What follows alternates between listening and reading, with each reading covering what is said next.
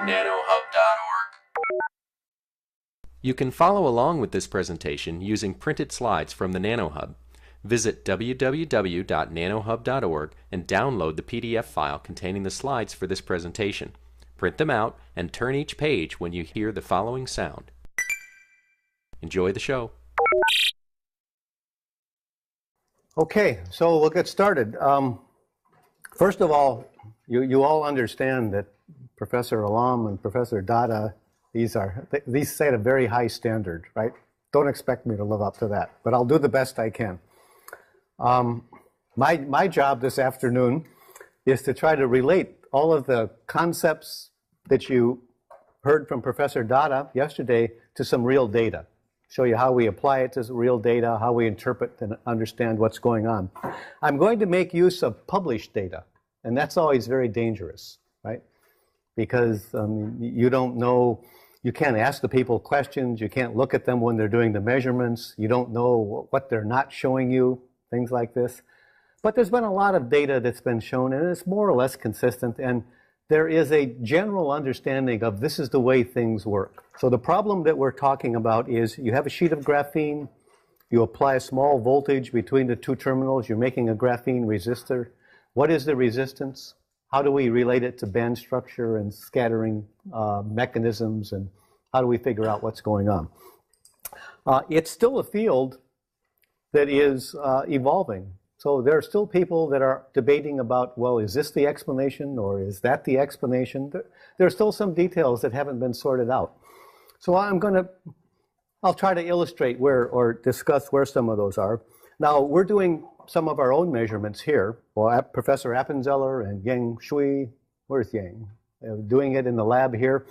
So I've asked them to sit in and give me a hard time if I'm saying something that's not correct. And if we have questions, they may be able to reply from their own perspective of actually being in the lab and doing these measurements. And I'd like to thank Dionysus, who helped me pull this together, and along with several other people. Tony Lowe did a lot, and as I said, it's going to apply the concepts that Cyprio talked about to this problem of graphene conductance. And Professor Appenzeller and Yang Shui we spent a lot of time with. There's a set of notes that go along with this lecture. So this lecture is pretty descriptive. I'm not going to derive anything. I'm going to sort of remind you of what you saw with Professor Dada's lectures. Some of these things, integrals can be worked out rather easily, but we have a nice set of notes where everything is worked out. So if you'd like to see how it's done, what you should concentrate here on is getting the main ideas of what's done, and you can go back and get the mathematical details with those lecture notes that are in your notebook. Okay, so what are we trying to do? I guess we don't need to say anything about graphene. We all know what it is. There's this nice little tool on the NanoHub that runs really quickly, and I think later on today we're going to have a session where we run this tool and illustrate some of the band structure concepts that Professor Dada was discussing yesterday. So the point is, it has a really unusual electronic structure that is different from most semiconductors, that has people really excited that this ought to be good for something. It's not clear what, but I agree that it probably is. It is so different. There are probably some things that are difficult to do by other means that we can put graphene to use for. So it's great fun. There's all kinds of really interesting science going on, and everybody is trying to sort out where are the applications and what do we do with this. Tomorrow you'll hear a lecture from Professor Appenzeller, from more of a, I don't know whether he's an experimentalist or a theorist. He's sort of both, and he's working on device applications and is really pursuing a number of specific potential device applications. And you'll hear about that tomorrow. So my objectives are very simple. So describe the technique that people commonly use to measure the resistance or conductance of graphene, to show some typical results, and then to talk about how we understand the characteristics that we see. So feel free to interrupt anytime you have some questions. So just a little bit of theory, as I said, not very much. We'll just remind you of some things you saw yesterday. So we all know now about this band structure of graphene. It's two-dimensional, so K is a vector in the XY plane. We have two equivalent valleys, so whenever we're computing conductance and things, we have to remember to multiply by 2 for spin, but also 2 because there are two equivalent valleys. And it has this interesting band structure where nominally in pure graphene, the Fermi level is right at the intersection of the cone. So all the states below it are filled at T equals 0, all above it are empty. That point is the neutral point, where we've got an equal number of positive charges below if they're empty states and negative charges above if they're filled. And it's also called the Dirac point because of the relation to this Dirac equation that Professor Dada discussed yesterday. So the EK around one of these points can be described by this simple relation. So E is plus or minus h bar VF, the Fermi velocity, which is constant, times the magnitude of K. And the magnitude of that velocity, one of the unusual things is it doesn't matter how far it is above the band minima or where it is in the band, the velocity is constant. Of course, if you go far enough away from this point, it'll be different. But we're going to stick near this point. And it's about 1 times 10 to the 8th centimeters per second, which is sort of an order of magnitude faster than electrons move when they move very fast in most semiconductors. So it has people interested in applications about high-speed electronics. And the density of states, I think Professor Dada worked this out yesterday. It's worked out again in the notes. So it goes linearly with energy. For this particular E of K, you can work out the 2D density of states, and it's 0 at this neutral point. And then it increases with energy when you go above. Think about that as the conduction band, and it increases with energy when you go below, linearly. Think about that like the valence band. So we're going to refer to the case when the Fermi level is above the neutral point as N-type graphene, and we're going to refer to the case when the Fermi level is below as P-type graphene. Okay, and we're going to be interested in a very simple problem, just a resistor. So we're looking down at the top. We have this sheet of graphene. I think Professor Appenzeller might show you some real pictures of what these look like, and they're not quite as uniform and square. But we're going to think about them as a resistor with some length L, some width W. We have a couple of contacts applied at the end, and the contacts are these Landauer contacts. They're big. There's a lot of scattering. There's a well-defined thermodynamic equilibrium. Each one has its own Fermi level, so there are 2 different Fermi functions. Fermi level is shifted by a little bit. We're only going to be considering small biases here, low field transport, not high field. So we begin with this Landauer formalism, where the current is 2Q over H. We have to do an integral over all those energy states. T is the transmission. M is the number of conducting channels, sort of velocity times density of states. Professor Dada talked about that too. And then current flows when there's a difference in Fermi levels. But we're only going to consider the case when there's a very small difference in Fermi levels because there's a small voltage applied.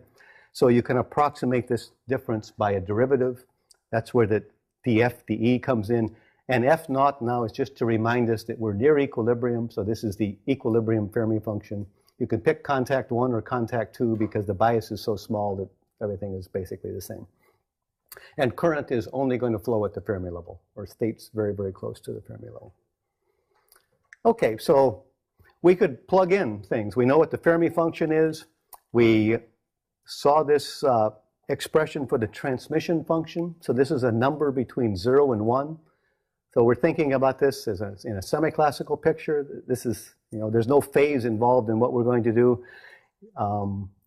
If the mean free path, lambda, is very much longer than L, then this is 1. Everything transmits across. If it's very much smaller, then only some small fraction transmits across. And we know we have the expression for the number of modes, conducting channels. I think Professor Dada worked that out yesterday. So we put all of these in and do the integral, and we've got an expression. And if you look at the notes, that's done. The unpleasant thing is, you get these Fermi-Dirac integrals and things like that if you do it above t equals 0. But at t equals 0, things are really simple. So let's just talk about t equals 0. I think Professor Dada also talked about how this Fermi function goes from 1 to 0 at the Fermi level. And if that's reasonably sharp, then we can think about that as a delta function at the Fermi level. Then the integrals become easy because we just pull the integrand out and evaluate everything at the Fermi level. So our conductance is 2Q squared over H times the transmission at the Fermi level times the number of conducting channels at the Fermi level. And what we're going to be interested in now is as we dope graphene differently, N-type or P-type, move the Fermi level around, how do we change the conductance? And how do we understand what we measure? So to begin with the Fermi level, if everything is perfect, then there are no potentials applied or stray charges. The Fermi level is right at the intersection. And if we were able to move the Fermi level up in the conduction band, then we expect the conductance to increase linearly with the Fermi level because the number of channels increases linearly with energy, assuming that this transmission is more or less constant. Now, it might have some energy dependence too. And if we move the Fermi level down into the valence band, all that matters is that we have states around the Fermi level, so we're going to have a conductance, and everything is symmetrical. The density of states increases below the neutral point also, so the conductance would increase linearly. Everything would be symmetrical. It would be ambipolar. We'd have conduction if we move the Fermi level up or if we move the Fermi level down. Okay, frequently experimentalists, you don't really know directly where the Fermi level is in the semiconductor experimentally. You have to have some kind of model and compute it. You know things, what you are much more likely to know, and we'll talk about it in a minute, is how many electrons there are, or how many holes there are. So that's the electron density N sub s per square centimeter. So we have this expression for the conductance. Now, if I plot it versus electron density instead of versus Fermi level, then I won't get a linear plot like this dashed line that we showed before. It'll look a little bit different. And I don't recall now, Professor Dada probably did this too. You can, at t equals 0, it's easy to derive a relation between the Fermi level and the number of carriers. The number of carriers goes as the square of the Fermi level. If you forgot that from Professor Dada's lecture, that's in the notes also. So the important point is that the carrier density goes as Fermi level squared. So that means that the conductance, instead of increasing linearly with Fermi energy because the number of modes increases linearly with Fermi energy, it's going to increase as the square root of carrier density. So if we plot the conductance versus carrier density, which will be more convenient to do experimentally, we'll get plots that look like this. They'll have some curvature. Again, assuming that the transmission is about constant. And that'll be affected by the scattering processes, and we'll have to talk about that later. Okay, so what about at t greater than 0? Then things get a little more complicated. I have these integrals that I have to work out with these Fermi functions. I get these Fermi-Dirac integrals of different orders that I have to worry about. But you can see sort of physically what's going to happen. The Fermi function will go from 1 to 0 over some width and energy that's on the order of kT. So there will be some spread. There will be some places where some of the states are empty below the Fermi level, some of the states are filled above the Fermi level, and I'll just have to do this averaging process. And that's what happens when you do the integral.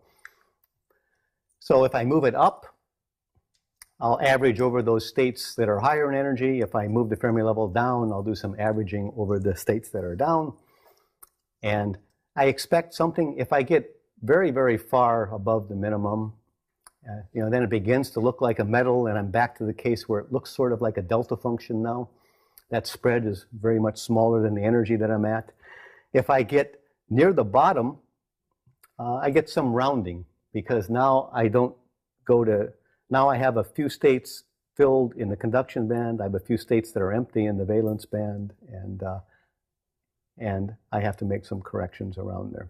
So I can think about this as the average transmission times the number of channels, the average quantity near the Fermi level. And when I do that integral, I get the appropriate average. Now, so the key equations that we're going to work with, these t equals 0 equations are so simple that these are the only ones I'm going to work with. I don't want to work with Fermi-Dirac integrals or anything.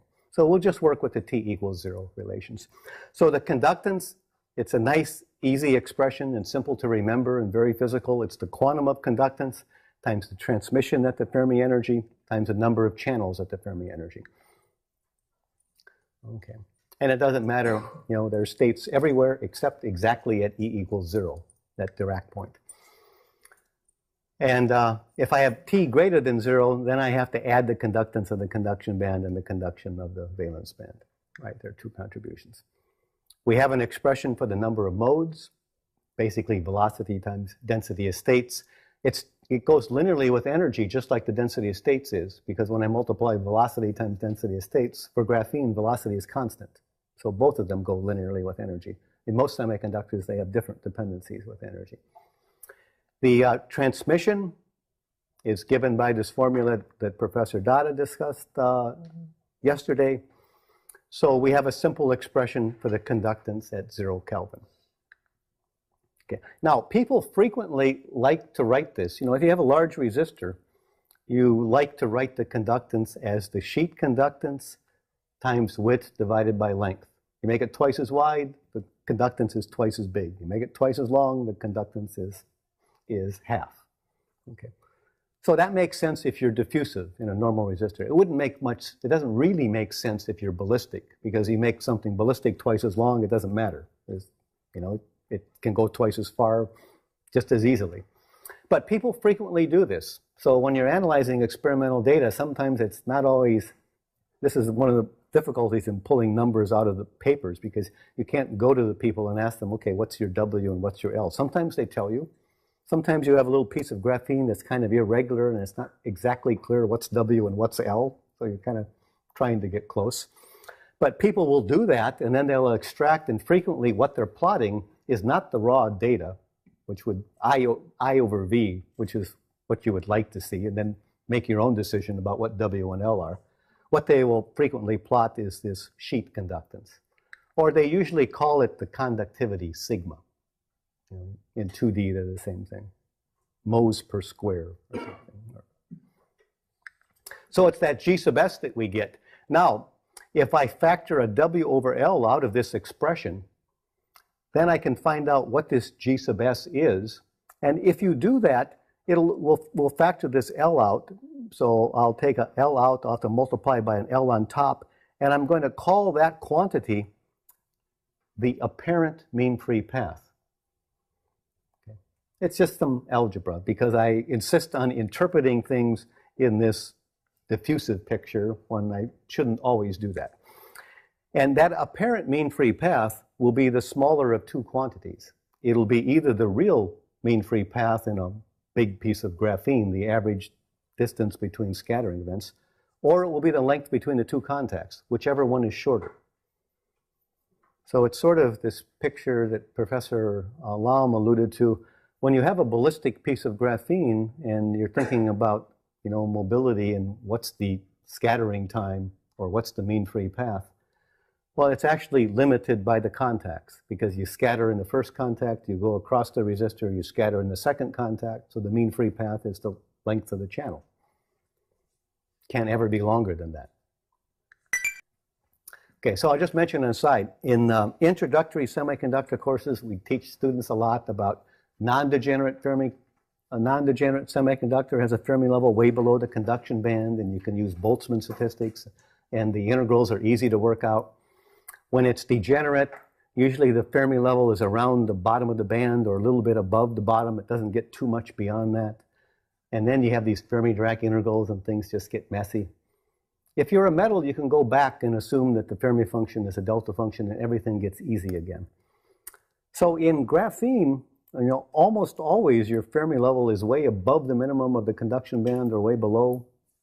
And actually, the T equals 0 expressions work out really very, very well.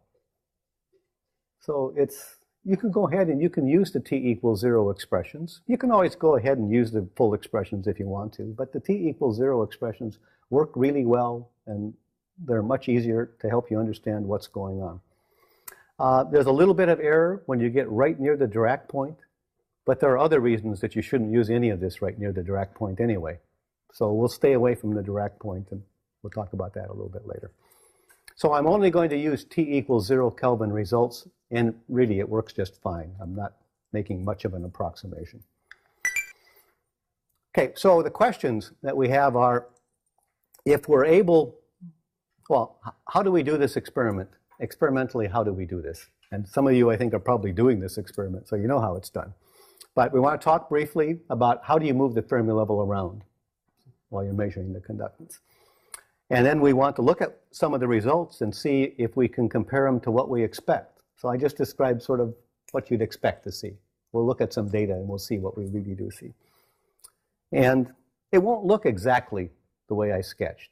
And it's because even though graphene has very long mean-free paths and the mobilities are very high, there is some scattering. And you'll see that reflected in the shape of the characteristics. Okay. All right, so I'm going to say a little bit about the experiments. And we can discuss a little bit more about how that's done.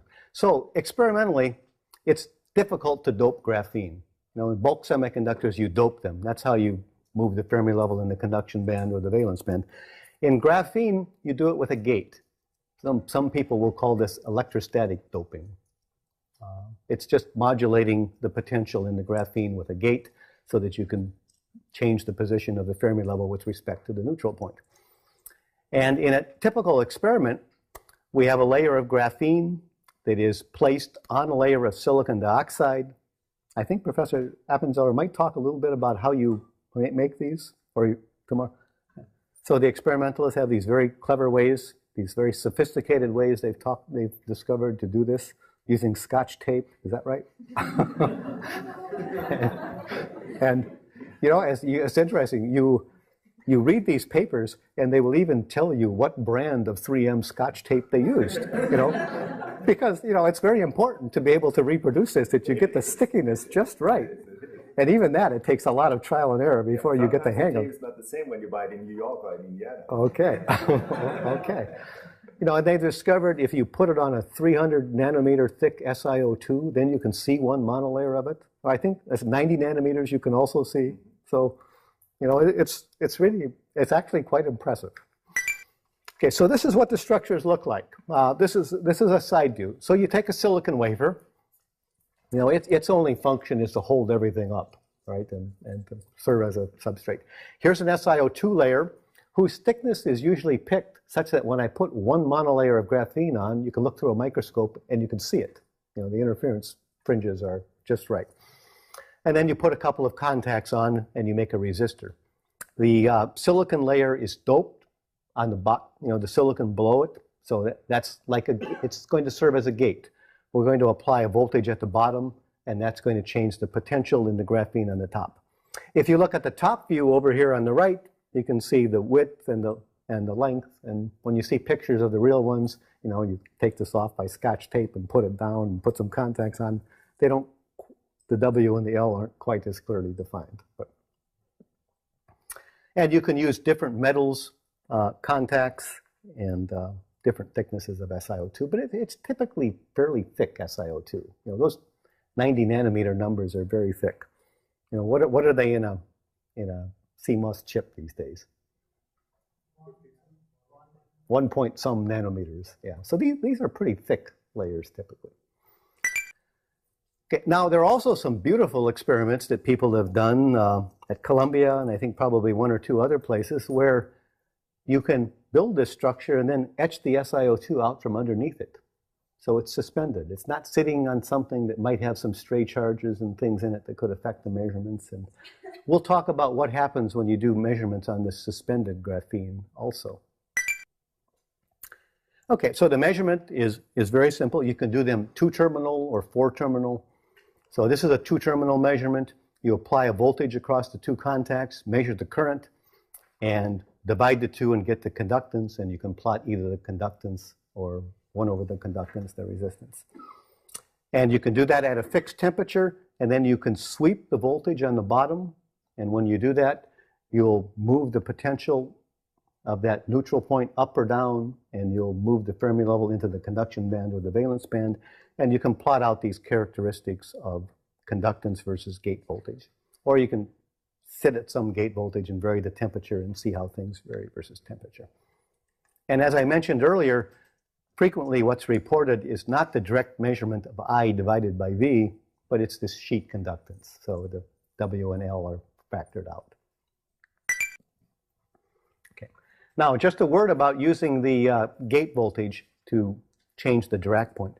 So I'm going to draw the pictures this way, and so the picture will be that we apply a positive gate voltage. So physically, you can think what's going to happen is the positive gate voltage is going to attract negative electrons in the graphene, so it must mean the Fermi level is up into the conduction band.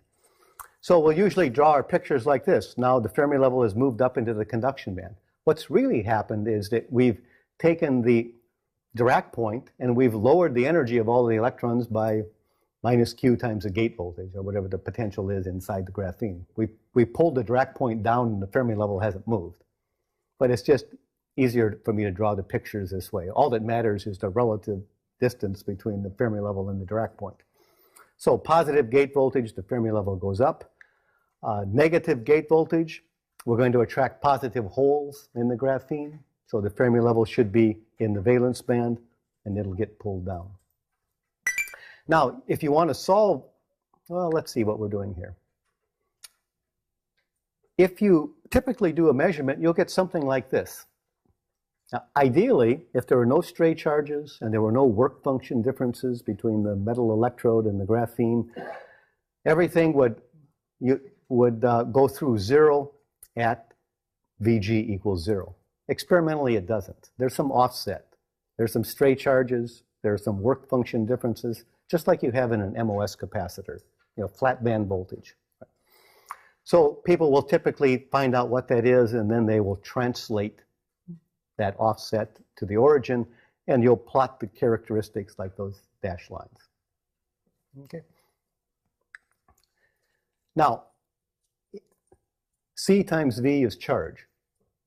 So it turns out that for most cases, that's all there is to the story. That's a really good approximation.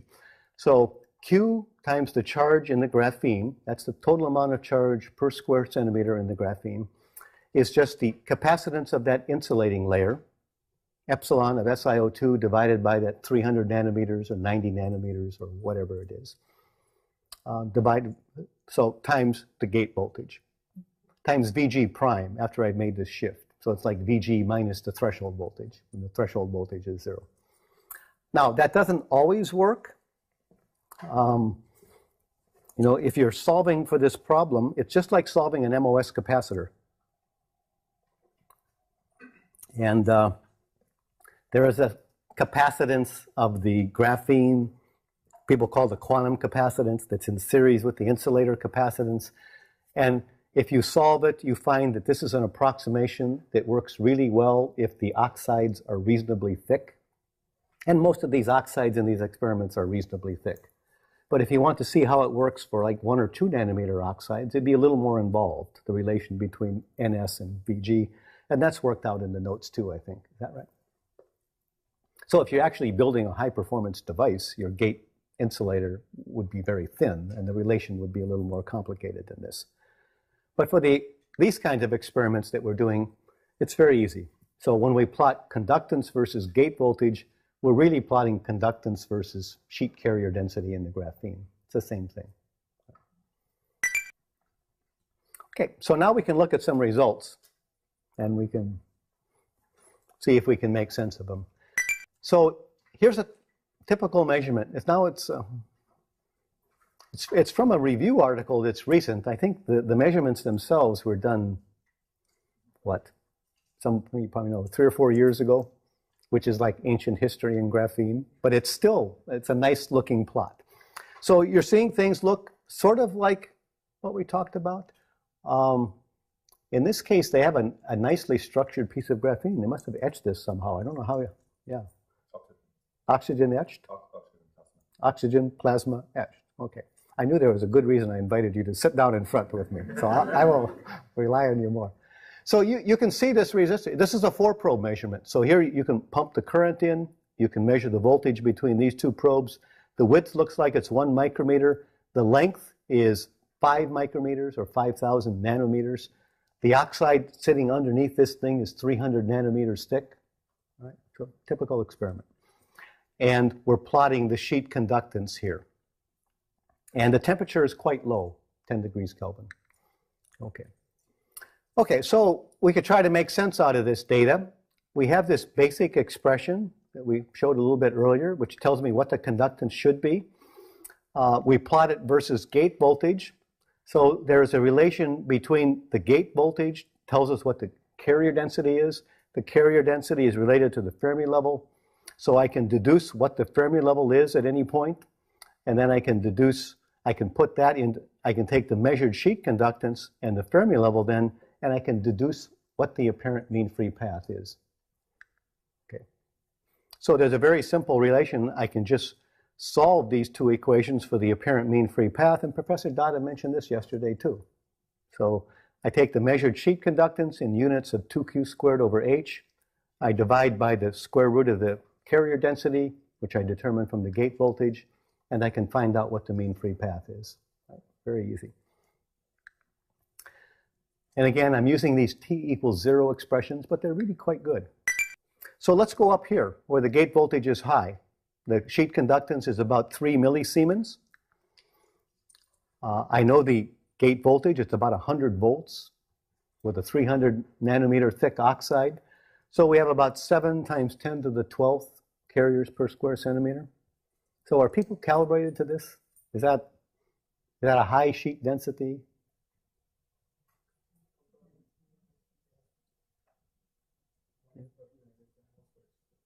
Yeah. So about the highest you can get in, say, a CMOS transistor, if you apply it under on-current conditions, is about 10 to the 13th. So this is a good hefty charge.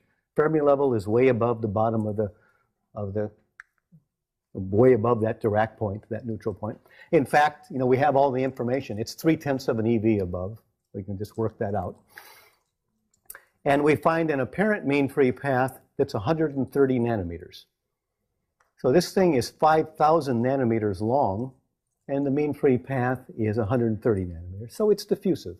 There's a lot of scattering going on between the two contacts. So the apparent mean free path is the real mean free path because it's the shorter of the length of the resistor and the actual distance between scattering events in graphene. Now, we could go down here. We could go at a lower gate voltage, and we could repeat the exercise. So the sheet conductance there is half because this is a straight line. It's 1.5 millisiemens. The carrier density is half because it's the same capacitance times half the voltage. So it's 3.6 times 10 to the 12th. We can deduce, but the Fermi level, the carrier density goes as a square of the Fermi level. So the Fermi level isn't half. It's, instead of being 0.3, it's 0.2. And I can go through the exercise and I can deduce the apparent mean free path. And it's 90 nanometers. So it's different.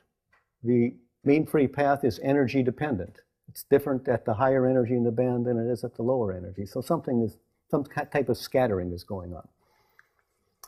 Now it's interesting to note that the ratio of the mean free paths is about 2/3.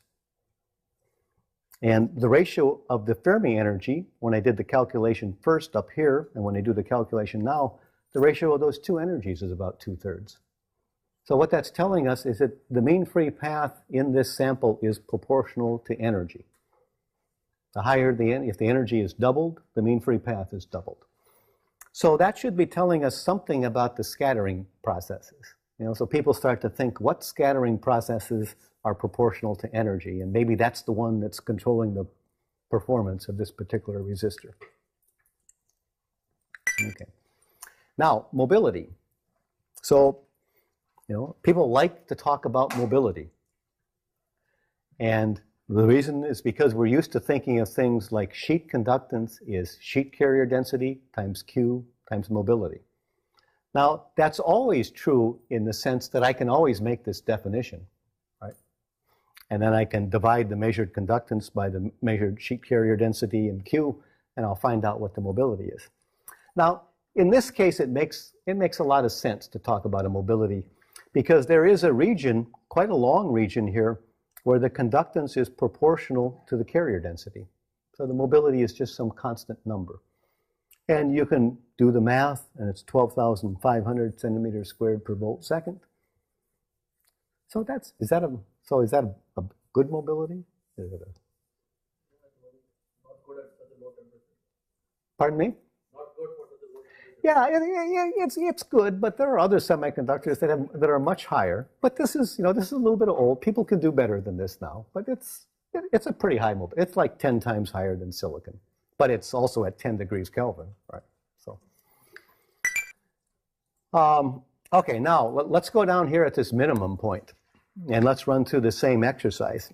So, it's sort of, I said that the carrier density is the capacitance times the gate voltage. The gate voltage is 0, so it says NS is 0. So now I really shouldn't use this T equals 0 expression anymore, because now it's important to get this little thermal spread. But at 10 degrees Kelvin, there isn't very much thermal spread.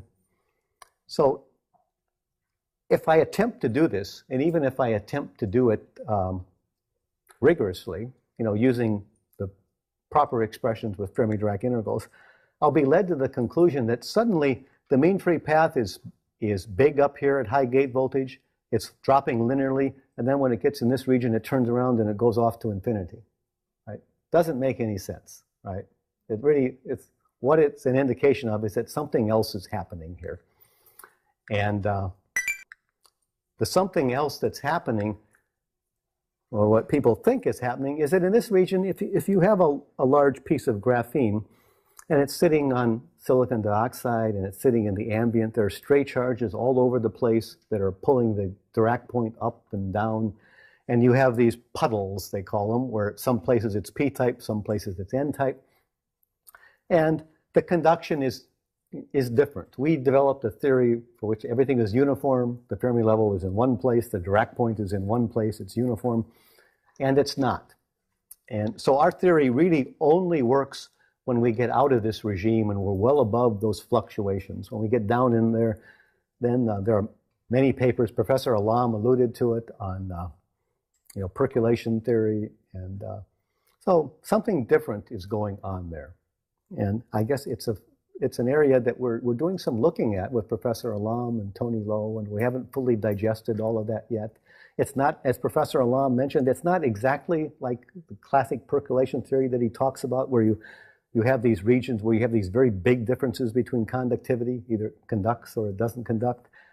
We will see in the last lecture that p-n junctions in graphene don't block current very well. So it's an interesting region, lots of papers being written about it. For the purpose of this lecture, I'm just going to stay away from it. It's not the point of this lecture. Okay, so there are lots of people doing some really nice experiments. So this comes from Michael Fearer's group in University of Maryland. And this is doping. So, and the way it is done is by exposing the graphene to potassium. And so my understanding of this is it's not done at a high temperature. It's not substitutional doping the way you would dope silicon. You put a material on top of graphene, you expose it to it, there is some charge transfer between that material and the underlying graphene, and you effectively dope it. So I would think of it as something like modulation doping in a semiconductor. And what we're seeing here are the pristine curve, 0 seconds exposure, and you can see this nice symmetrical characteristic, and you can see it's not linear the way the previous one was. Different samples show different characteristics, so it's a little bit different. And now what you'll observe is that as you increase the exposure to phosphorus, you move this neutral point to the left. And if you had an MOS capacitor, you would shift the flat band voltage by minus charge over C ox. So this suggests that you have some kind of positive charge from the phosphorus. And the more phosphorus you put down, the more positive charge you have. So it shifts the neutral point. All right, that part's easy to understand from MOS electrostatics. But it also changes the slope. And you can see that these curves become more and more linear. And the more you expose them to phosphorus, the less the slope is. Pardon me? Potassium. Potassium. What did I say? Potassium. Right. All right. So that's So that's an observation of what happens experimentally. So let's look at this undoped sample, first of all. Remember, I showed you a plot earlier on where we were trying to understand what the shape of these characteristics should be if you plotted them versus carrier density or gate voltage, which is the same thing. And we said if the transmission was constant, it should go as a square root. So this sort of looks like it might be going as a square root. Maybe it's not quite as strong. I should probably plot it versus square root of voltage. The transmission is constant when you're ballistic. It's just 1. But it might also be constant if your mean-free path is constant. It isn't changing. So we could ask ourselves, are we anywhere near the ballistic limit in this sample before we expose it to potassium, right? Well, you just plug in numbers just like we did before. It's 164 nanometers. And I think this scale of this, I forget. It's a micron scale length. So it's a diffusive sample. So we're not near the ballistic limit. Now you can also look at these samples and you can sit at a particular gate voltage and you can measure. Now here we're doing 1 over the conductance. So we're plotting the resistivity instead of the conductivity. So the vertical axis is, so you have to invert it. I'm sorry, it's the only plot I had. So you have to invert it. You're plotting, and what we're doing here is just 2 different samples. And you're sitting at some particular gate voltage that's away from this minimum where our theory should apply. And you're plotting resistivity versus temperature. And you can see the resistivity increasing linearly with temperature. And then when the temperature gets hot enough, around 200 K or so, it starts to increase faster than linearly. And I guess this is being done for probably the different samples that were exposed to potassium. So experimentally, we observed that for temperatures below 100 degrees K, the resistivity is proportional to temperature. And people say that's due to acoustic phonon scattering. We'll talk about why in a minute. And for higher temperatures, the resistivity starts to have an exponential characteristic. And people are still arguing about this. Some people say that it's due to polar phonons in the SiO2 underneath. And those polar phonons have an electric field that then scatters the electrons in the graphene on top of it. And other people are saying, no, it can be just explained with the optical phonons in the graphene itself. So, you know, it just isn't resolved yet. But we can understand what's going on here. The resistivity that's being plotted is 1 over the conductance. The conductance is proportional to the mean-free path. So it's 1 over the mean-free path. And the mean-free path is related to scattering. And scattering is going to be related to how many phonons there are there to scatter. So we expect the resistivity to be proportional to the phonon occupation number. The more the hotter it is, the more phonons there are, the more scattering is going to occur. And the phonon occupation number is given by this Bose-Einstein factor. Now, for acoustic phonons, you can go through these energy momentum conservation arguments and find out which acoustic phonons are responsible for scattering. And it turns out that unless you go to extremely low temperatures, you can think of acoustic phonon scattering as an elastic process. The average acoustic phonon that's scattering an electron has an h bar omega that's small compared to kT. When people go down to really low temperatures, they have to worry about this energy exchange. But at reasonable temperatures, you can assume acoustic phonon scattering is elastic. Yeah. Elastic, not inelastic. Yeah, elastic. No change in energy. So if h bar omega, the phonon energy, is much less than kT, then I can expand e to the x as 1 minus x. And this typical approximation you make then for acoustic phonons at temperatures that aren't too low is that the number of acoustic phonons is kT divided by h bar omega. Okay. So the number of acoustic phonons is proportional to temperature. And the measured resistivity is proportional to temperature. So that's why the experimentalists will suspect that in that regime I'm being dominated by acoustic phonon scattering. You calculate the scattering rates. I think we do that in the notes too, don't we? We calculate the scattering rate for acoustic phonon scattering. It's going to depend on a deformation potential. And with some reasonable numbers for the deformation potential, you can account for the measured data. Although there's a lot of spread in what people think the deformation potential is. How about impurity? Do you have impurity? No, we haven't talked about impurities yet. So one step at a time. We'll get. All right, so optical phonons have a lot of energy.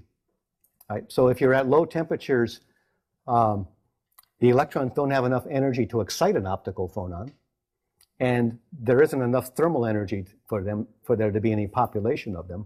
But if you increase the temperature enough, then this factor can start to become big enough, and you can get some population of optical phonons. And in that case, you would expect to have this exponential characteristic. And that explains the rise. The thing that's not exactly clear is where those optical phonons are coming. And as I said, there's still some debate. This is still a new field. Some people say they're coming from the SiO2 underneath. Some people say, no, those are optical. We can explain that with the optical phonons that are present in the graphene. And of course, people are using different deformation potentials, and it's not quite clear what that is. So there's still some uncertainty that's being sorted out. Okay, now there are these interesting experiments on suspended. Remember I talked that there are people who etch the SiO2 out from underneath. And when you do that, you get a curve here that's blue that looks very much like the ones we got before. But then if you heat that up and drive the impurities off, you have a very clean piece of graphene with no stray charges around it. And then you get the red curves. So you can see initially they were linear. So you kind of suspect when we doped it with potassium, the curves became linear.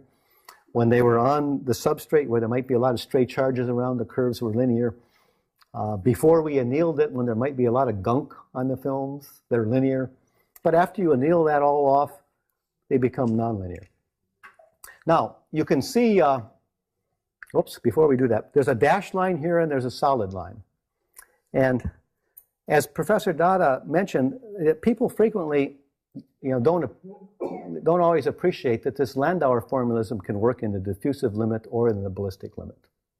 So what the dashed line is a Landauer calculation in the ballistic limit, which is what people typically do. And the fact that it is very close to the measured results suggests that that annealed sample is operating almost at the ballistic limit. But we can just apply our theory, this apparent mean free path. The apparent mean free path will be the length of the resistor if you're at the ballistic limit. And if you deduce an apparent mean free path here, it's about 1,300 nanometers. And if you look at this picture here, it's here's 2 nanometers. So this distance between these voltage contacts here looks like it's less than 2. That's about the length of the resistor. So it makes sense. Looks like it could be. And one of the differences you'll notice here, the last data, this minimum point here is actually quite high. Right? If I were to extrapolate these linear regions down and go to 0 gate voltage, there would be quite a lot of conductance residual conductance that's still there. And I don't know what that might be. Is that some leakage around the edges or some shunt conduction path? But it's quite large in this sample. So that's different. I guess we'll talk about that a little more later. Okay, I want to say just a word or two about mobility, because a lot of people that do experiments and measure mobility, the objective seems to be to report the highest possible mobility. But mobility is kind of a fuzzy concept, and it's not always, mean free path is always very clear. We know what mean free path is. But when conductance isn't proportional to carrier density, it's not always obvious exactly what the mobility is. You can always make the definition, conductance is NQ times mobility, so you can always do that. So, but this expression, this is the right expression. And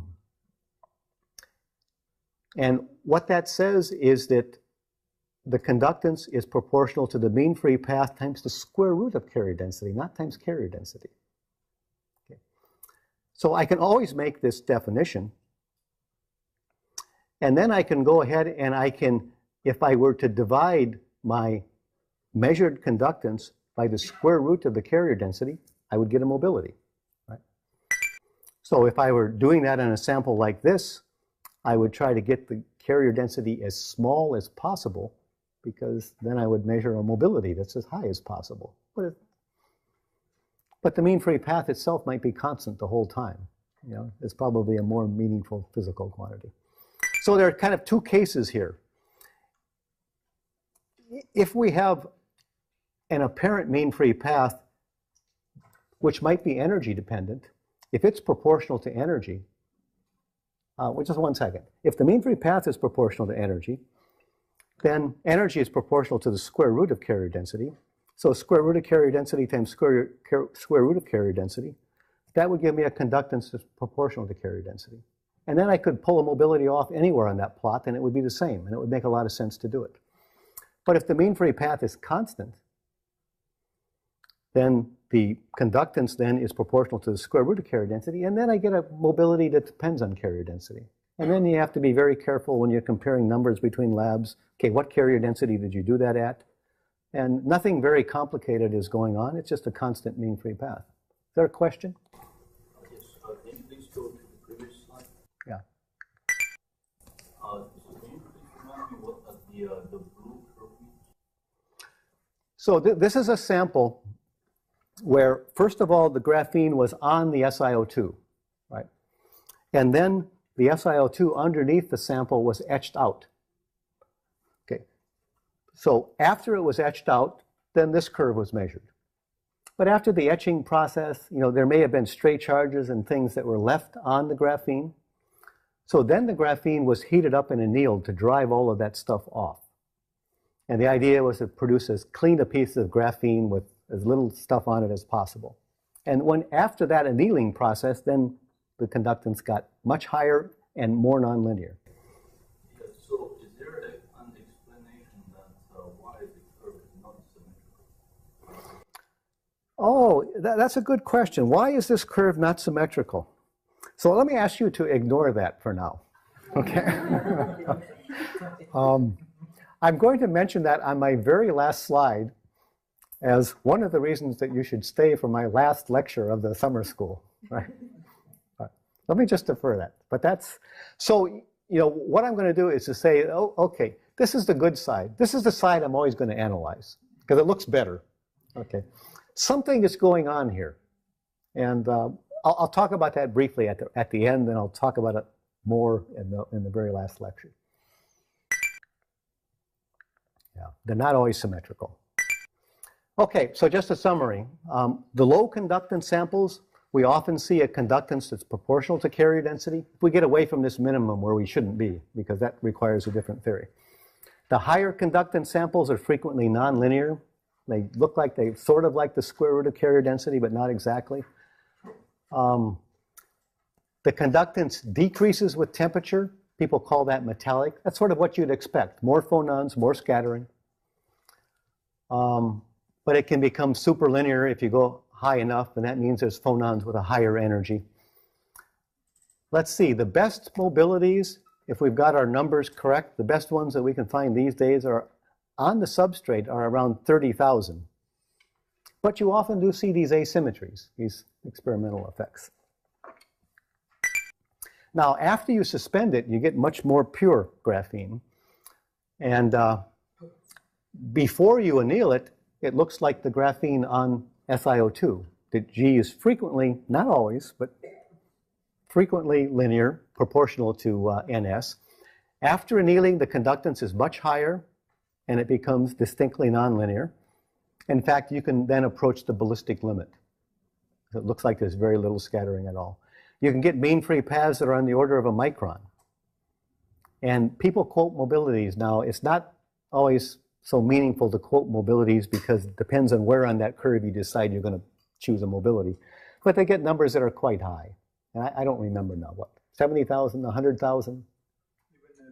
200,000, you know. But it's questionable as to what that actually means. Okay, so let's see. We'll see if we can wrap up here in a little bit. Oh, So I want to relate this a little bit. I'm not going to get too deeply into scattering, but we'll try to relate it a little bit. Some of the results that we've seen, we just described what's seen. I mean, we haven't described really why that occurs. And the different shapes reflect the underlying scattering processes. So this lambda is the mean free path. So mean free path is the average distance between scattering events. Now we have to be a little bit careful here, because we call this a mean free path for backscattering. When people quote mean free paths, they do it in somewhat different ways. That is, most people do it one way, and we do it in a different way, right? Because what comes out naturally when you relate transmission to mean free path is this thing called mean free path for backscattering. And this is why Professor Dada mentioned a factor of 2.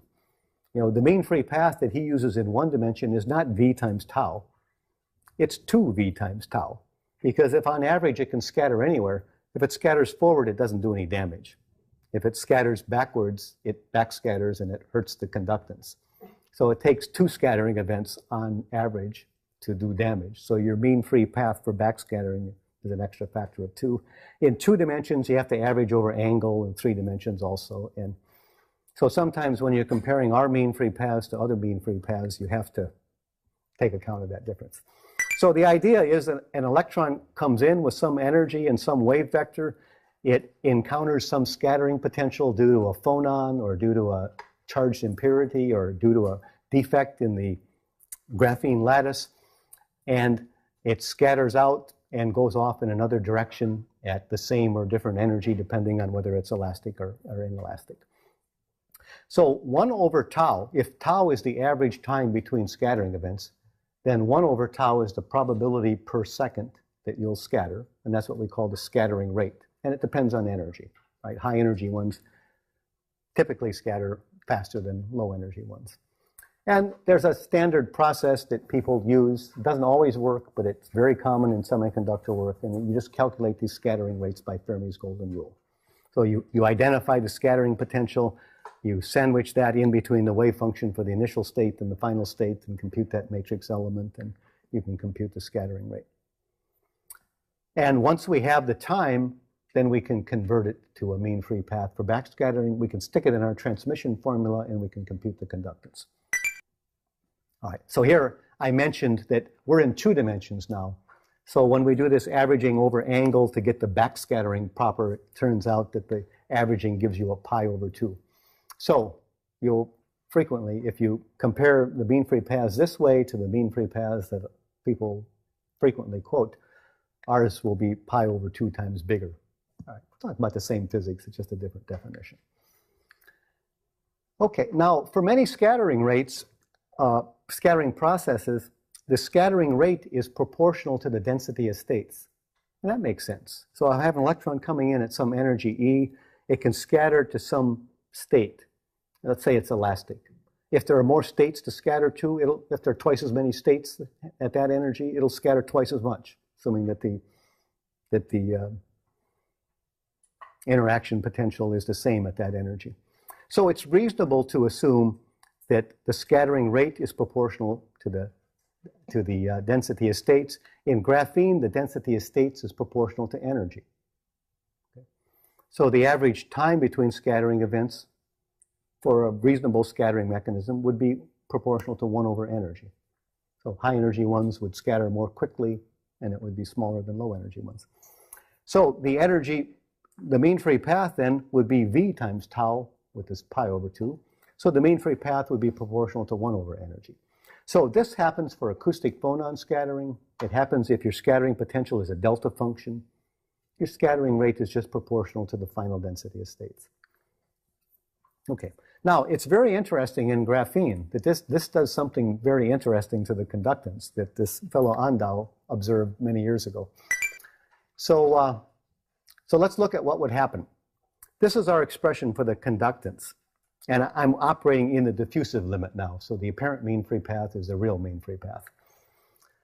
And the real mean free path for this common type of scattering mechanism is proportional to 1 over energy. So look, I put a 1 over energy here. I had an energy here in my expression for the conductance.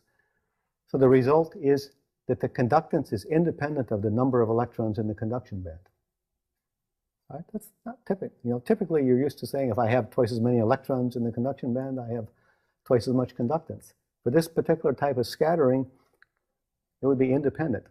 So that works for acoustic deformation potential scattering or for short-range scattering like a delta function. Now, what if you have charged impurity scattering?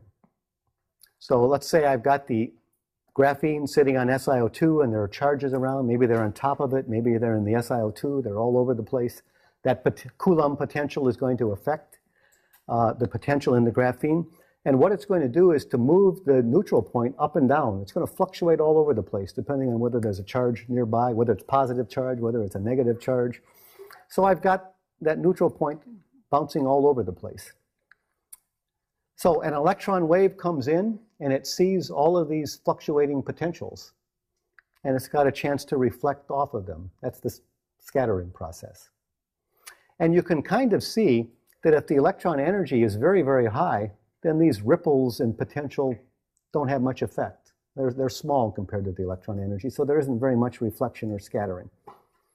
So I would think that the scattering would become less important as the energy becomes higher. Okay.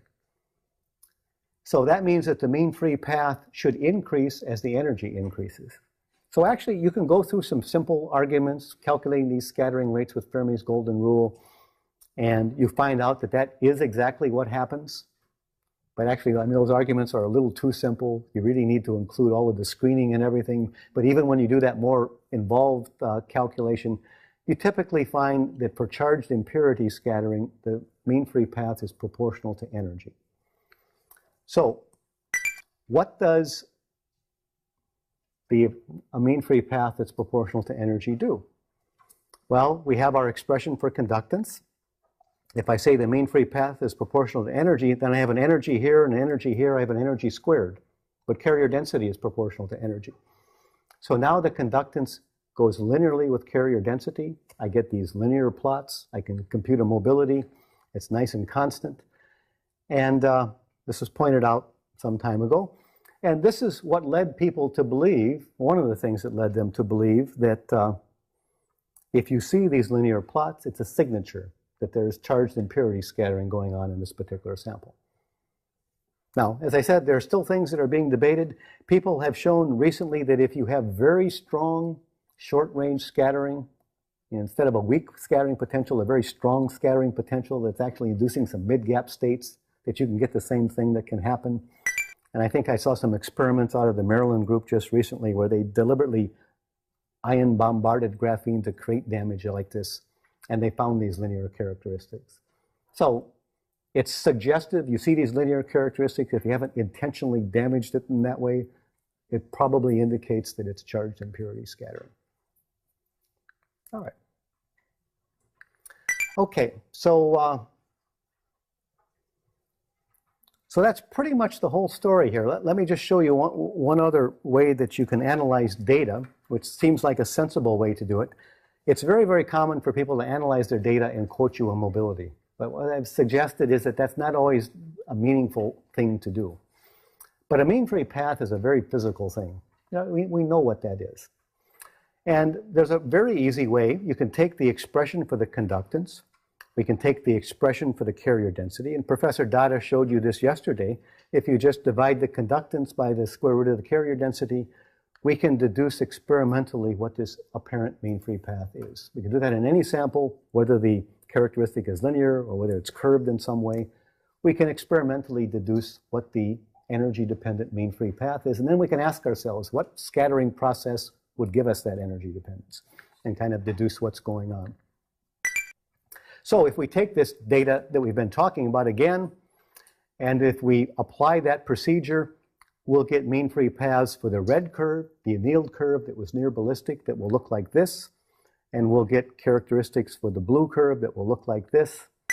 Let's look at that red curve first. And first of all, remember, we should stay away from the region around Vg equals 0 because our theory doesn't apply there. And what you'll see if you go away from that is that the apparent mean free path increases slowly with energy. Higher in energy they are, away from that band minimum, then the longer the mean free path is. So the apparent mean free path is increasing with energy, and eventually it gets to a point where it's almost constant with energy.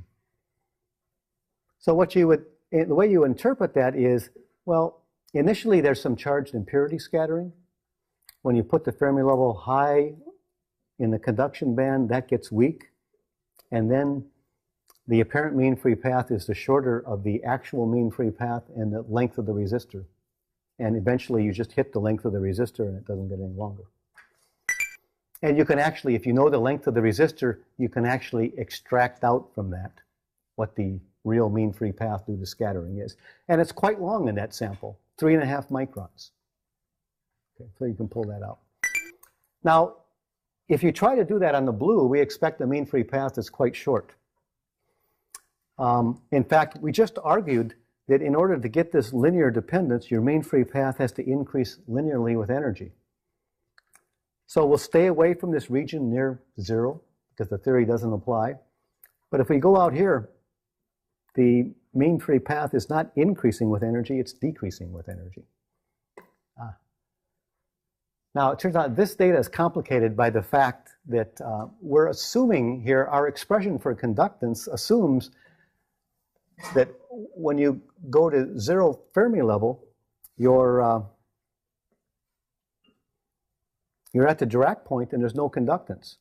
But if you just extrapolate those points down, it doesn't go to 0, it goes to quite a large value. There's a very big, in this particular sample, there's a very big residual leakage.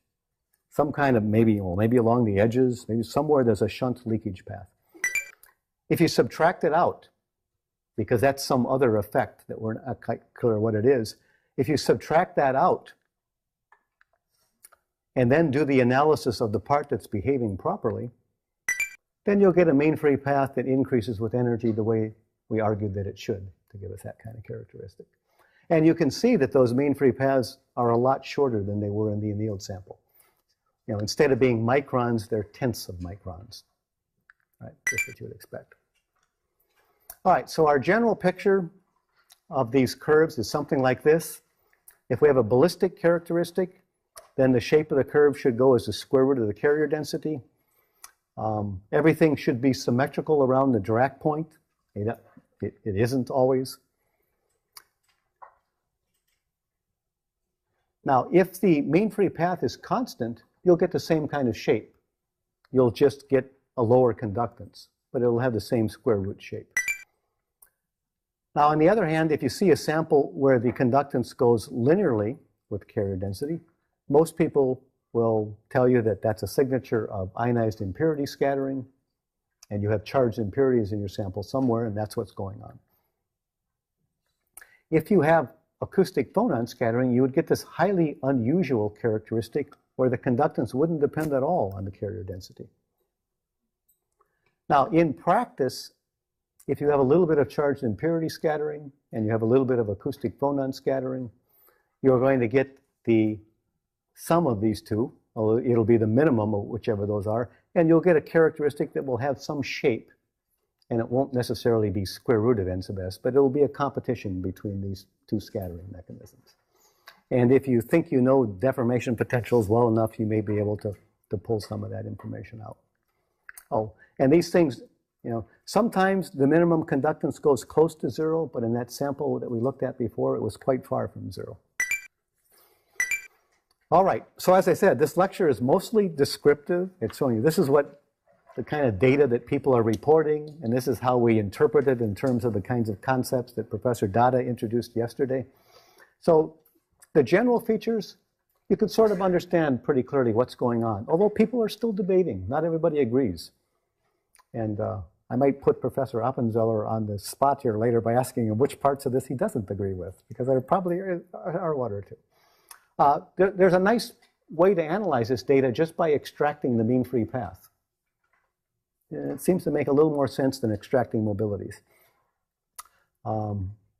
So I've talked about some very simple theoretical treatments, but some of the treatments of these scattering processes get much more sophisticated, and people try to account for all of the details of the shapes.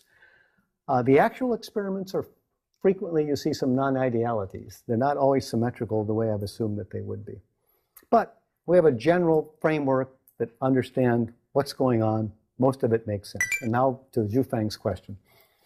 What about the contacts? You sort of assume you put these contacts on, and they're ideal ohmic contacts. They have low resistance compared to the graphene. They don't play any part in the measured conductance versus gate voltage characteristic. Well, this graphene is high quality material, right? Typically, its mobilities are reasonably high. The contact is some kind of metal to graphene junction.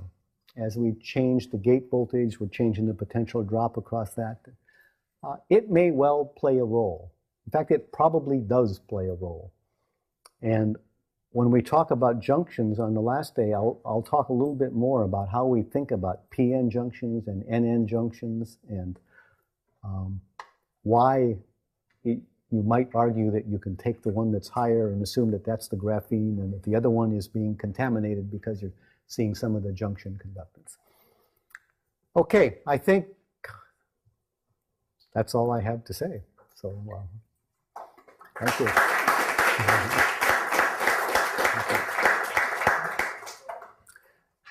Now, are there any questions? I mean, let me look and see where we stand on our. Okay, yeah. So do we have any questions or comments? Could you give me more knowledge on the photon scattering potential you are using?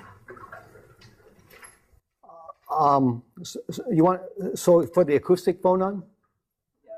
Yeah. So what it is, if you look in the notes, you can see we use a very classic description of acoustic deformation potential scattering. So we're just treating the longitudinal acoustic phonons with a deformation potential approach. We work it out. You work it out the way you would work out acoustic phonon scattering in any semiconductor, but there's one twist. And the twist is this two-component wave function. And the two-component wave function, I'll talk a little bit more about it on Friday, but it suppresses backscattering. So what it does is, for the same scattering potential, it gives you less scattering than you would get than you would have gotten if you had not accounted for that two-component wave function. But outside of that, it's just a standard treatment. Now, the big question is, what is this deformation potential? And I'm trying to remember. There's actually quite a wide variation in what people believe the number to be. Like 18 EV, is that the units? But there are lots, there's quite a wide spread as to what people think it might be. So it's not pinned down very accurately. And the scattering rate goes as deformation potential squared. So there's a lot of uncertainty there. Yeah. You showed this conduction versus NS plot. You said that it doesn't go down that well because the conduct still quite a high value. So the conductance plot. Which slide are we talking? Slide 33, okay. Which is, actually, it's this one, isn't it? Yeah.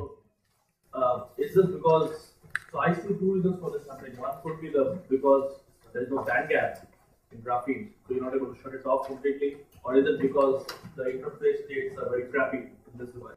I honestly don't know why this is pretty high. Do you remember the first one that I showed way earlier? Right. That one, if you extrapolated that one, the two branches, it actually went down quite close to zero. And but on this slide 33, after you anneal the sample, it went even higher.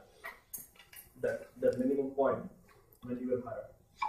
No, there are two different axes, two different y-axes. Okay.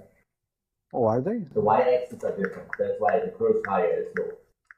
I'm sorry. Okay. I shouldn't jump in. Yeah. No, you should. So there's a red axis and the blue. Oh. The red axis actually shows that this is much closer to the blue. Yeah. Yeah. Then it's comparable. Yeah.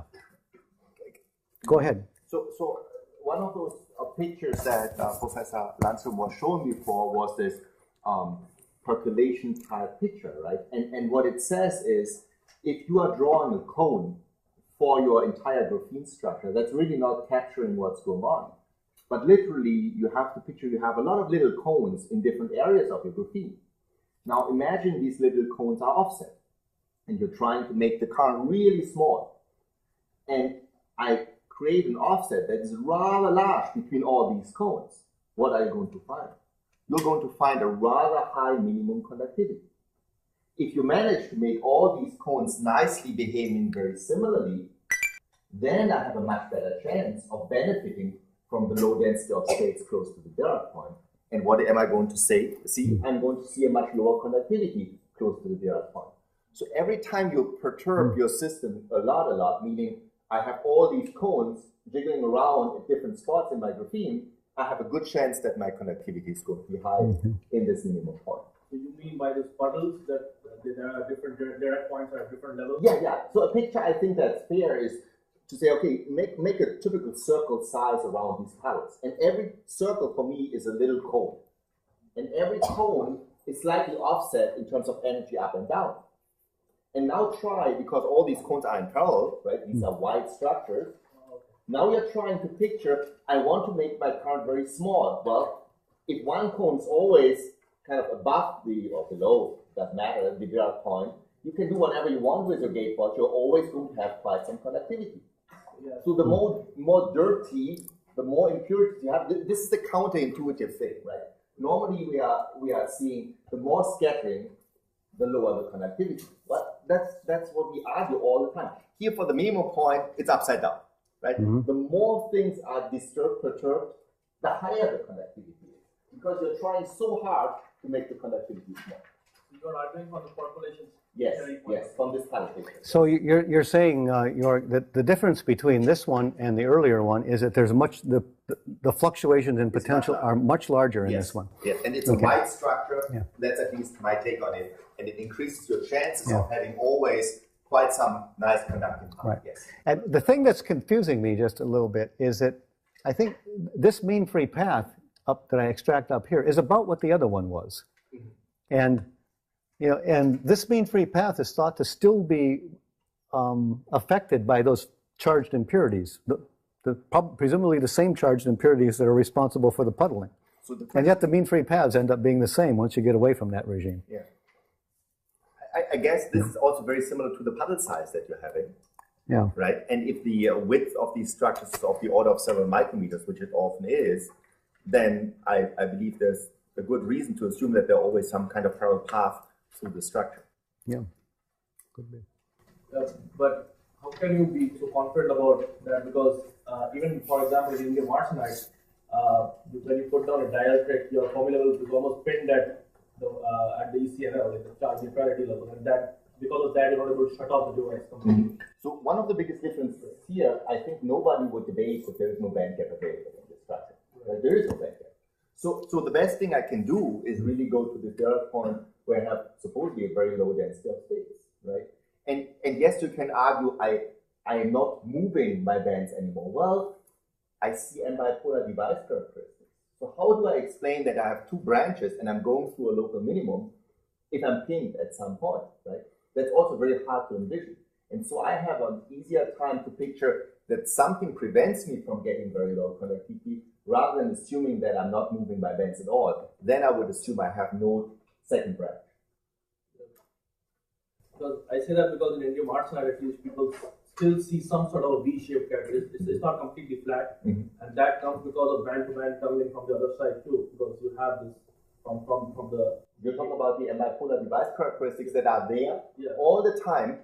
But keep in mind, this is a very small VDS region. So we are very, very close to, we are pretending that when the gate moves things up and down, my drain voltage is much, much smaller than that, which is also certainly something that we have to take into account close to the Dirac point. What you are saying is slightly different. You have the bipolar device characteristics now as a drain function giving a spill off the other type of characteristics. So you're saying the drain voltage is not high enough for that? That is the assumption in this entire talk. Very, very small drain voltage is maybe close to the... near equilibrium.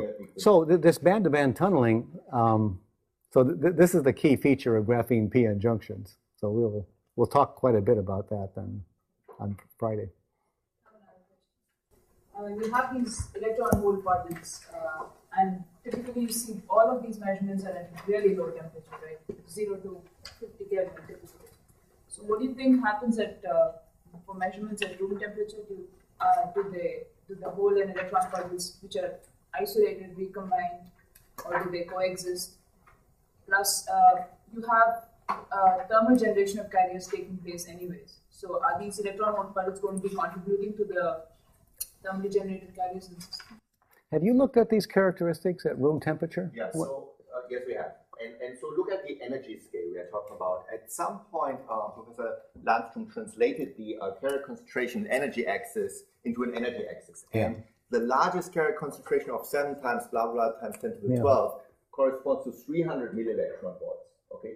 Now, let's look at KT at room temperature, 30 millielectron volts. So we're talking about a very small portion, very close to the Dirac point, that gets affected at room temperature at all by this generation of carriers and by the puddle effect. So because you have such a wide span of energy that you can cover with a gate watch, even at room temperature, you have a very, very easy task to get out of this thermally excited portion. Mm-hmm. I would like to, if you don't mind, make a comment Sure. about this ballistic versus scattering in context. Can we lift up one of those? Oh, sure. Do you want to use the blackboard? Yeah.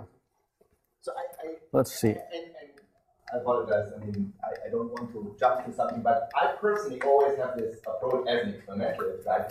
I look at our curve, our device structure, and then I ask myself, so what do I expect? What do I find out? And Professor Landstrom is always much more careful in his statements, and I'm always more outspoken and mean to other people. That's why I invited you here. Yeah, I know. This is why I'm always happily participating in these kind of RAM session. So imagine you are an experimentalist, right? You're measuring an ID VGS characteristic, and it looks like this. You have any kind of current VGS value. Now, Professor Landstrom was so kind to point out to us that there is a square root dependence in the ballistic case, right? And then he said, oh, and there is also a combination of a linear dependence and current saturation. And so if I have both, what am I going to end up with? Well, again, this, right? So if I don't look at the current, do I have a chance to tell what it is? No. Right? I can look at this, there's no way. Okay, now we are still safe, right? Because ballistic, we know how the current is. But what if I'm telling you this is ballistic, but there were some contact effects involved? Now, let's say these contact effects, for simplicity, is gate voltage independent, right? So I'm saying this wants to be a ballistic curve. And now I have some cutoff due to contacts, not acoustic phonons, but those contacts that Professor Landstrom mentioned. So what's the superposition of those two things? It's again a curve that looks very, very similar to what we had before. It's still not scattering. It's still not acoustic phonon. It's still not impurities. It still has a linear region. It still has a level of region. But I call it ballistic and contact effects. So please be very, very careful with all these seducing arguments about, oh yeah, I know exactly this is this type of scattering mechanism and this is this. As I said, Professor Landstrom is much more political than me. So, right, I would say as an experimentalist, it's true to say at this point there is no clear-cut, 100% convincing case. And the least thing I would expect you to take home is be very, very careful. Ballistic plus contact may be as good as all sorts of scattering that you want to include. Thank you.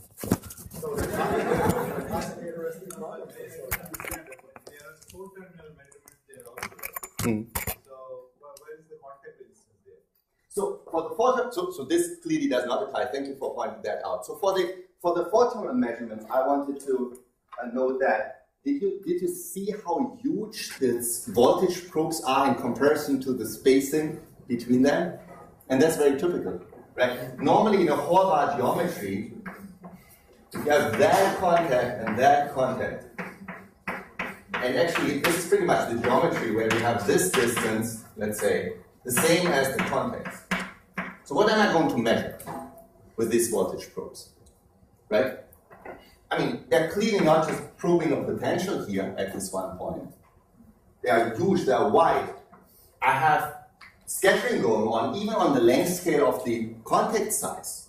So to be completely honest with you, I don't know exactly what I'm measuring in these types of structures. as long as I'm not making the geometry somehow smaller in terms of the voltage probes being smaller. And then, of course, we know from Supriya's work, from Professor Datta's work and others, that in addition, it's very hard to make these voltage probes actually detect the plus K states and minus K states the way you want, that you really measure something that is meaningful in these types of structures. So I don't know. I mean, it's very, very hard for me to see in a gate voltage dependent measurement where the gate voltage supposedly also impact the contact regions. That's at least what we believe. Underneath the contacts even, things get dated. And then on top of that, now I'm asking the question, what do I measure with the 4-terminal voltage probes? You're saying there are no contact effects involved. I understand. It should be suppressed a little bit compared to the other one. And if I see the same effect, then I can argue that the contact may not be as important. Mm-hmm. If it is very sensitive, then I say that it must be contact effect. Mm-hmm. So we know that the mean free, and again, this is open discussion. You see this in this discussion. So the contacts themselves, the metal, the reservoirs, right, also are rather close in these pictures to the channel and to this region. So all of these dimensions are similar. We know that the distance over which things thermalize, the hot spot in front of the contacts, is of the order of the mean free path, the inelastic mean free path, that is. So now my question is, how unperturbed is this region where I'm testing with the voltage probes by the contacts? Are they far enough away? Because I know when I'm building hall bars and I try to do a real good job, I make my current probes far away from my voltage probes. In particular, I want to be an inelastic mean free path distant from that, right? There are all these experiments that show the thermalization occurs somewhere here also in the front. So I don't know that these contacts don't matter even in a 4-terminal configuration. I don't know. The geometry is not clean enough for me.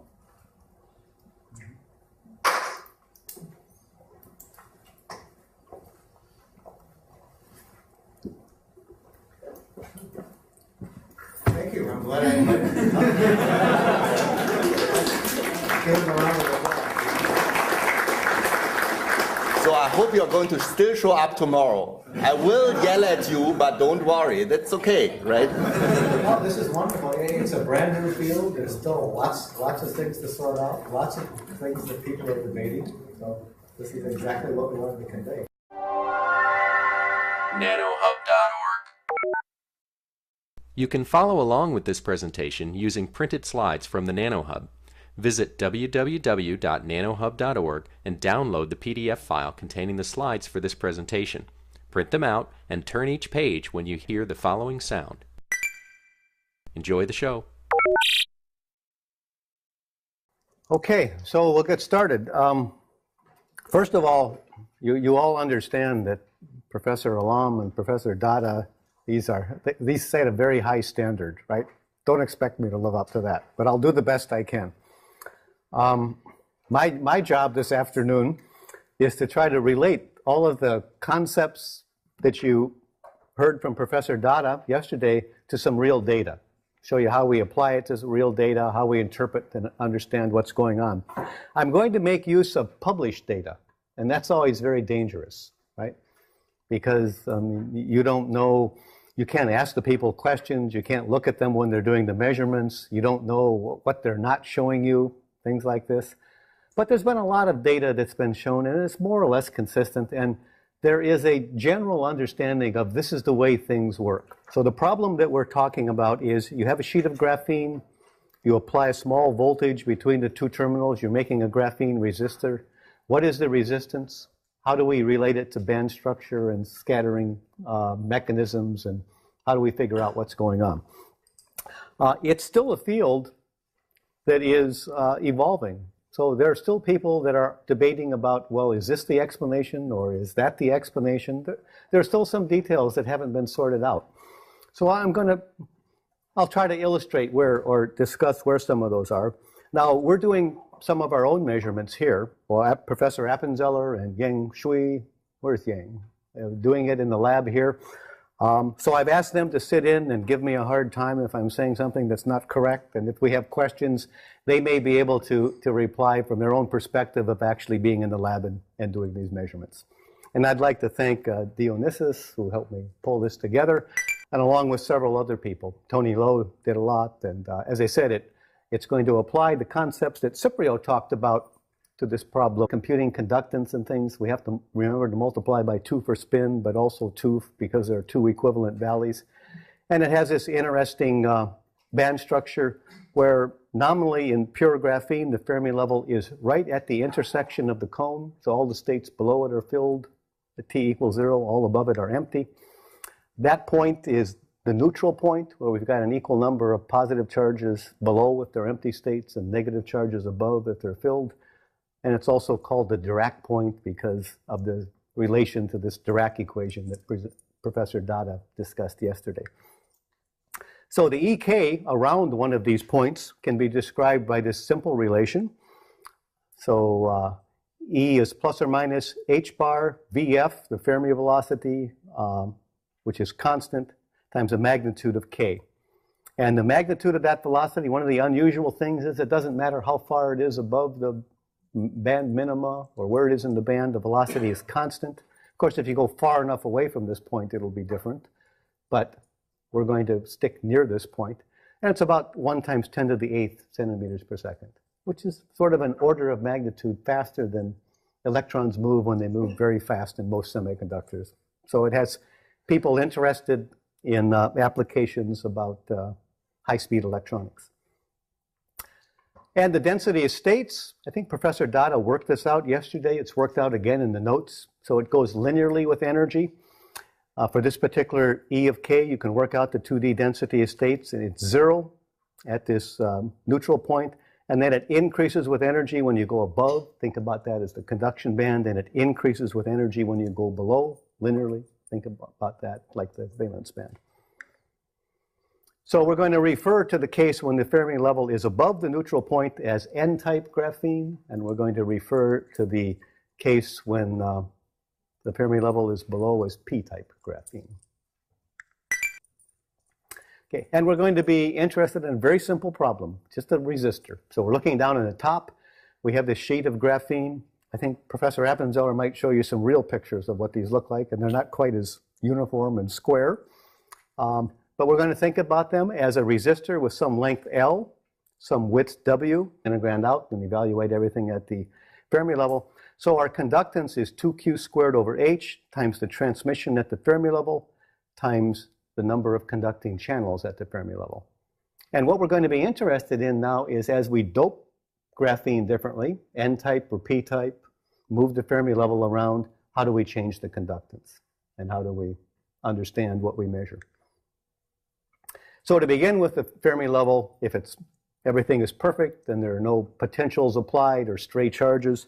The Fermi level is right at the intersection. And if we were able to move the Fermi level up in the conduction band, then we expect the conductance to increase linearly with the Fermi level because the number of channels increases linearly with energy, assuming that this transmission is more or less constant. Now, it might have some energy dependence too.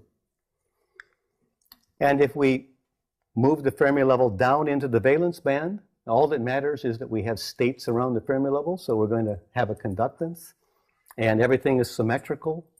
The density of states increases below the neutral point also, so the conductance would increase linearly. Everything would be symmetrical. It would be ambipolar. We'd have conduction if we move the Fermi level up or if we move the Fermi level down.